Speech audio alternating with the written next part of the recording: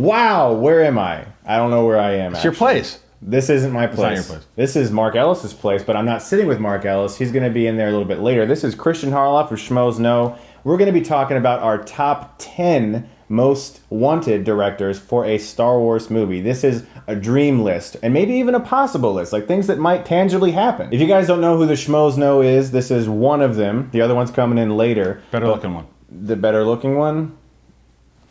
Maybe. It's up for debate. It's true. All right, so let's get right started with number 10. Number 10 for me, this is one that you guys may or may not know if you're not a diehard Star Wars fan, and that's Dave Filoni. Who? Dave Filoni is a guy who was basically the executive producer of the Clone Wars and now is the executive producer and creator of Star Wars Rebels. Now you talk about a guy that knows the Star Wars universe, it's this guy. When we were at Star Wars Celebration, every panel that you went to, whether it was Gareth Edwards talking about the new movies or it was Leland Chee who's part of the story group, they all talked about how crucial Dave Filoni was. This guy knows the universe and works hand to hand with Simon Kinberg and also a big film guy. Yeah, now what do you think about him coming from animation going directly into live action? Because that is a hard transition. We've seen people do it successfully in the past. What do you think he would bring to it? That's a good call. I mean, listen, I don't know what the live action element for Dave Filoni would look like. I really don't. But for me, what I'm basing it on is how he directs story. And so far, what he's done in the story and the character overall, he knows Star Wars. He is Star Wars. He holds so much. I mean, George Lucas trained him, and regardless of what you're going to say, oh, that might be a negative. No, not in story. Not in story. Not in story. And as far as the way the development of Star Wars, George Lucas was Yoda, man, when it comes to the Star Wars story, and Filoni knows it really well, so that's why I would like to see him there. You know, I agree with you. I really think, I like Rebels so far, everything I've seen of it. I haven't seen every episode of Season 1, but I've seen the first half of Season 1. Does he have much involvement on Clone Wars? Oh, yeah. Yeah. Okay. Oh, yeah. I like everything I've seen in Clone Wars also. The first movie wasn't so great, but I think even Dave Filoni himself, has acknowledged that the first film wasn't that great. Yeah, well, that's another reason I like him for what because Ahsoka Tano did not go over well in that movie, right? No. And he listened to the fans, as were George, when Jar Jar, well, put him in more. You know, like not Filoni. Filoni developed her more. Now she's one of the most beloved, and that's exactly why, because he's able to take his mistakes and build off them. Right, and I think you're right. I would like to see what he could do with a Star Wars movie if he was given the chance. All right, let's get going with this list. We're going to move into number 9.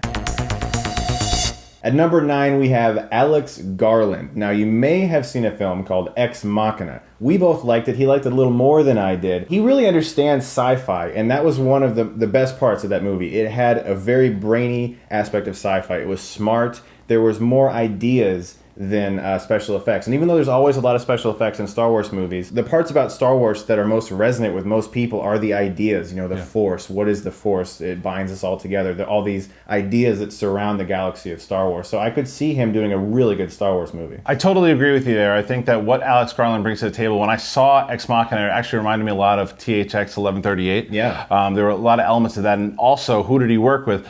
Donald Gleason and Oscar Isaac. Right. So whether or not it's this Boba Fett supposed movie that's going to happen or something completely different, maybe we don't know. They're not going to spin off maybe Poe Dameron's character into another movie, or Donald Gleason, who we still don't know who the hell he's playing. Right. So there's a lot that he could do, and I agree with you 100% where the Star Wars at its best, you think about all the parallels that it has and the philosophies, and I think Alex Garland did that well in Ex Machina, and he's that up-and-coming director that I believe is about to do something special, and why not in the Star Wars universe.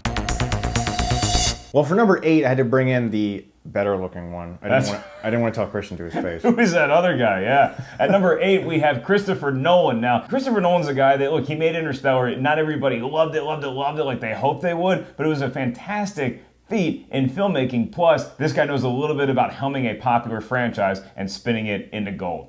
Yeah, one of the reasons I would love to see Christopher Nolan do a Star Wars movie is not just because he's made good movies. I mean, a lot of people weren't big fans of Interstellar, but some people loved it. But it's hard to find a movie of his that really is terrible. The fact remains, though, that with Interstellar, he used so much practical effects, so much practical imagery, And those scenes in space looked real. There wasn't a single moment in Interstellar where I was like, that's a computer, that's fake. Even the scenes like where he was in the Tesseract at the end, everything had this tangible realism to it that I think would be perfect for a Star Wars movie. And he's obviously a fan because he has stated that Episode 4, A New Hope, was the first film he saw that really inspired him and got him to want to make films as a kid. That's right, and besides Interstellar being a gorgeous film to look at, it also is very inventive with some of the ideas that it puts forth, as was the Dream one.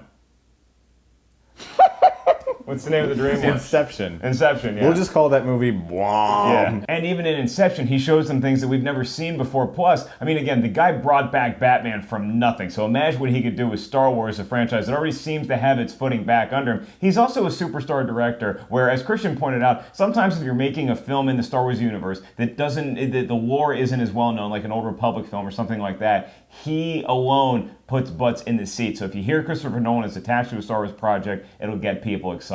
I agree with you. And one of the things that Nolan focuses the most on in his movies is never actually the visuals, but the characters.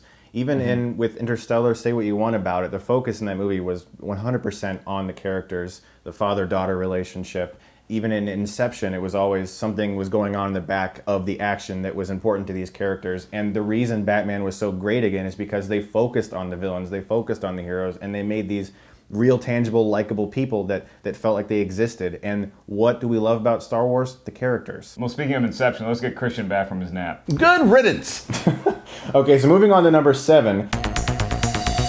Alfonso Cuaron. Now, this gentleman has made some pretty good big films and a really good small film which had big moments like Children of Men. That was a smaller movie by most people's standards, but it had incredible moments that he made look so much bigger because of his one-take direction.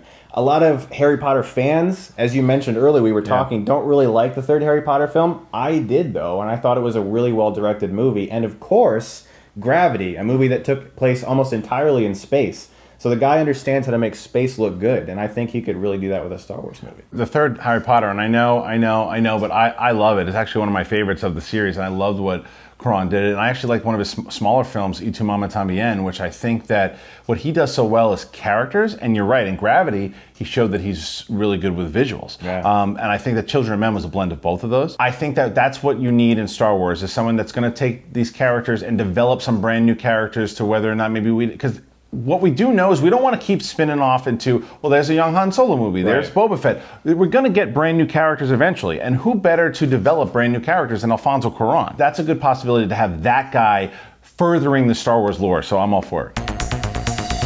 Well, it's the good-looking guy again, and at number 6 we have a film, or the maker of a film that we both loved last year, and it felt a lot like Star Wars. That would be Guardians of the Galaxy's James Gunn. James Gunn is a person who basically made a Star Wars movie. I mean, if you changed the character names and you had Rocket and replaced Rocket with Han, and you made Groot Chewie, then you got Han and Chewie. You got the buddy relationship right there. The big, tall guy who wanders around and does things for the smart aleck. I mean, that is Star Wars. Yeah, I mean, I'm not sure that tape decks exist in the Star Wars universe, but if they do, we can find a way to get that volume of hot hits from the 70s and 80s in there. Look, he made such a fun movie, such a fast-paced film. It was great dialogue. And Star Wars, lest we forget, has a lot of humor in it, especially the original trilogy has humor that works. I think James Gunn is one of those guys that can combine the action and humor in a way that Star Wars fans are going to want to see. For me, Guardians of the Galaxy was a movie that also understood that the humor and the characters were more important than amazing action sequences, which we want to see. We want to see amazing action sequences, but we want to see amazing action sequences with characters we care about, that we like, that we actually want to see do these things.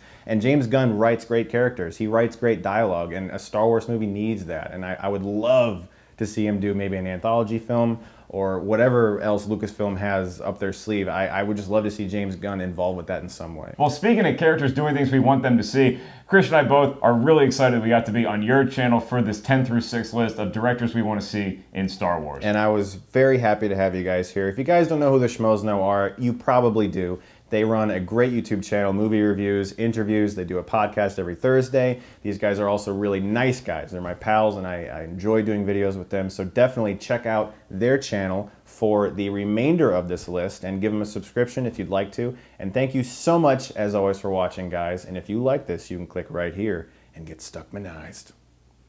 Your studio looks a lot like ours. It's cool.